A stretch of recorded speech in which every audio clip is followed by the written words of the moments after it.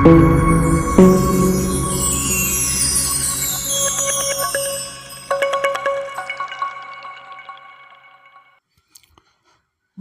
இது ப்ரோக்ஸா ட்ரேடர். நாம் ஒவ்வொரு நாளும் ஒவ்வொரு இண்டெக்ஸோட எக்ஸ்பைரி டே லெவல்ஸ் பார்த்துட்டு வந்திருக்கோம். அந்த வகையில் இன்றைக்கி நாம் பார்க்க போகிறது நிஃப்டியோட எக்ஸ்பைரி டே லெவல்.